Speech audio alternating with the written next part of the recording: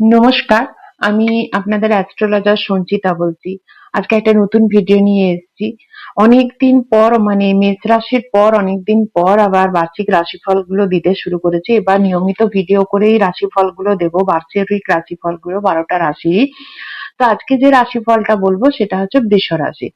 তো বৃষ রাশির প্রথম 3 মাস মানে বছরের শুরুর 3 মাস, বছরের শুরুতে জানুয়ারি ফেব্রুয়ারি মার্চের 11th মার্চ অব্দি জুপিটার থাকছে সেকেন্ড হাউসে এবং রেট্রো অবস্থায়। সেই জন্য তার ইফেক্ট দেবে কোথা থেকে? ফার্স্ট হাউস থেকে। তো এই 3 মাসের মধ্যে একটু মোটা হওয়ার টেন্ডেন্সি থাকবে, ভুঁড়ি হওয়ার একটু প্রবণতা থাকবে। এই সময় কিন্তু ভাগ্যের সহায়তা পাবে। এই সময় ওজন গেইন করারও একটা সম্ভাবনা থাকবে। এই সময় যারা প্রেমজ রিলেশনশিপে আছে তাদের জন্য কিন্তু এই সময়টা খুব ভালো। যারা সন্তান কনসিভ করতে চাইছে তাদের কিন্তু এই সময়টা কিন্তু খুব ভালো টাইম। এবং বিবাহিত যারা আছেন তাদের ক্ষেত্রে কিন্তু নিজেদের মধ্যে সময় না কাটানোর জন্য বা একটু স্পিরিচুয়ালিটি বেড়ে যাওয়ার জন্য কিন্তু একটু বিবাহিত জীবনে সমস্যা আসবে। যারা বিয়ের জন্য চেষ্টা করছেন তাদের কিন্তু এই সময় বিয়ের একটা প্রস্তাব কিন্তু আসবে এবং বিয়ে হয়ে যাবারও সম্ভাবনা কিন্তু থাকবে বৃষ রাশির লোকজনদের।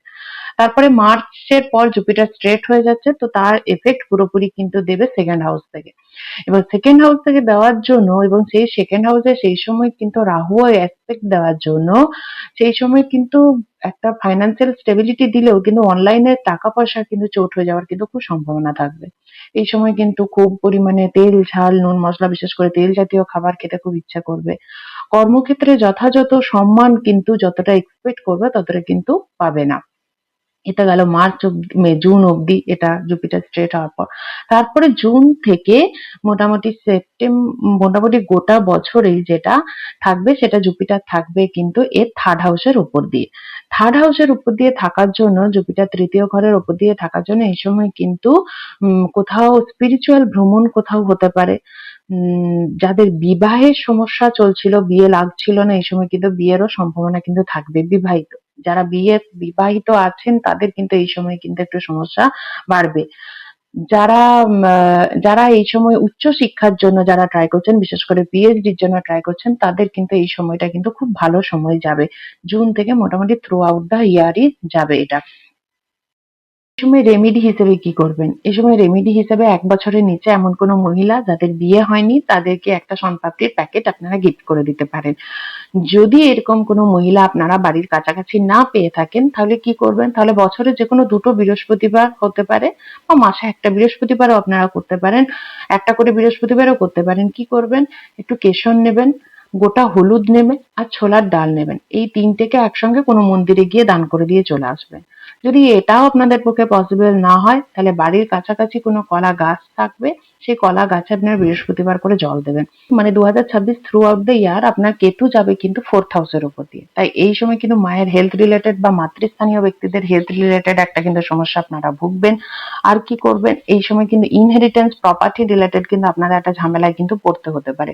যারা বাড়িঘর নতুন স্টার্ট করছেন তাদের এই সময় কিছু একটা ঝামেলা বা আশেপাশে প্রতিবেশীদের নিয়ে একটু ঝামেলার সৃষ্টি হতে পারে। আর কি হতে পারে? যারা এই সময় বাড়িতে কুকুর পুষছেন তারা কিন্তু বাড়ির কুকুরকে খুব একটা ছাদে রাখবেন না। এটা কিন্তু একটা রেমেডি হিসেবে আপনাদের কিন্তু কাজে করে রাখবে। তো এই কেতুর জন্য আপনাদেরকে কি রেমেডি করতে হবে? তো আপনারা কি করবেন? ছোলার ডাল নেবেন, গোটা হলুদ নেবেন এবং কেশর নেবেন। যেকোনো একটা বৃহস্পতিবার আপনার মন্দিরে গিয়ে দান করে দিয়ে চলে আসবেন। এটা আগেও বললাম আর এটার জন্য আপনাদেরকে বললাম। তো এটা আর কি কি হবে আপনাদের? এই সময় রাহু যেহেতু আপনাদের 10th হাউসের উপর দিয়ে যাচ্ছে, রাহু 10th হাউসের উপর দিয়ে যাওয়ার জন্য কিন্তু অফিস পলিটিক্স এর আপনারা খুব বেশি পরিমাণে শিকার হবেন এবং কেরিয়ারে হঠাৎ করে কোনো চেঞ্জ আসতে পারে যেটা কিন্তু খুব একটা পজিটিভ আপনাদের ক্ষেত্রে কিন্তু নাও হতে পারে। সিনিয়র বস যারা আছে তাদের ক্ষেত্রেও কিন্তু ঝামেলা হতে পারে এবং অনলাইনে আপনাদের টাকা পয়সাও কিন্তু এই সময় কিন্তু ফ্রড হতে পারে এবং গ্যাসের বা পেটের প্রবলেম কিন্তু আপনাদের ভুগতে হতে পারে। তো এই সমস্যার জন্য আপনারা কি করবেন? প্রতিদিন 2 ঘন্টা করে মাথার মধ্যে সাদা বা গোলাপি কালারের কোনো ওড়না মাথার মধ্যে বা টুপিও হতে পারে বা আপনারা যে বাইকে যাচ্ছেন সেই বাইকের হেলমেট যেটা ইউজ করেন সেটাও আপনারা গোলাপি কালার বা সাদা কালারের কিনে নিতে পারেন। মাথায় 2 ঘন্টা করে রাখবেন, তাহলে কিন্তু এটা একটা প্রবলেম থেকে, এই যে প্রবলেম গুলো আসছে সেই প্রবলেম গুলো থেকে কিন্তু আপনারা কিছুটা হলেও রেহাই পাবেন। স্যাটার্ন এই সময় 11th হাউসের উপর দিয়ে যাওয়ার জন্য উচ্চশিক্ষাতে তো ভালো টাইম হলেও উচ্চশিক্ষার জন্য করতে গিয়ে কিন্তু কিছু একটা প্রবলেম আপনাদের ফেস করতে হতে পারে। প্রবলেমটা কেটে যাবে, কিন্তু একটা প্রবলেম বা বাধা কিন্তু কিছু একটা আসতে পারে। বাড়িতে এই সময় আপনাদের বাড়িতে কিন্তু অচল পয়সা বা এমন কোনো পয়সা আপনাদের কাছে থাকবে, বা বাড়ির লোকের কাছেও থাকতে পারে, বা আপনাদের কাছেও থাকতে পারে। ম্যারেজ লাইফের ক্ষেত্রে কিন্তু এই সময় একটা ডিস্টেন্স বাড়বে, এবং মানে একটা মতানৈক্যের সৃষ্টি হবে, যে প্রবলেম, এবং ভাই বোনদের সঙ্গেও কিন্তু বেশ মতপার্থক্যের কিন্তু সমস্যা আসবে।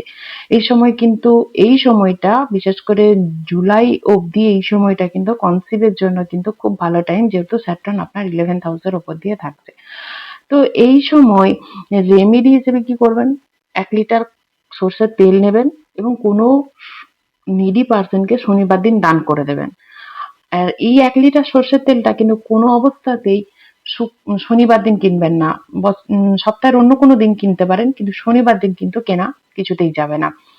আর কি হতে পারে, জুপিটার স্ট্রেট হওয়ার পর, আপনার জুপিটার যেহেতু আপনার 2nd হাউসের উপর দিয়ে যাচ্ছে, বিশেষ করে মার্চ থেকে জুন এই টাইমটার মধ্যে আপনার বাড়িতে কিন্তু কোনো শুভ অনুষ্ঠান হতে পারে, এবং কোনো কিন্তু নতুন মেম্বারও অ্যাড হতে পারে। এবং ফাইন্যান্সিয়াল স্টেবিলিটিটা তো আগেই বললাম, অনলাইনে টাকা পয়সার ফ্রড হয়ে যাওয়ার কিন্তু খুব সম্ভাবনা থাকবে। তাই কিন্তু অযথা কোনো মানে লিঙ্কে বা কোথাও কাউকে টাকা দেওয়ার আগে কিন্তু অবশ্যই কিন্তু একটু বিচার বিবেচনা করেই দেবেন। এবং কোনো জ্ঞানী-গুণী লোকের সাথে যখন জুপিটার আবার ট্রানজিট করবে কর্কটের উপর দিয়ে, তখন কিন্তু কোনো জ্ঞানী-গুণী লোকের সঙ্গে আপনাদের দেখাও হতে পারে, এবং কোনো শর্ট ট্রাভেল হতে পারে। হায়ার এডুকেশনের জন্য অবশ্যই ভালো সময়।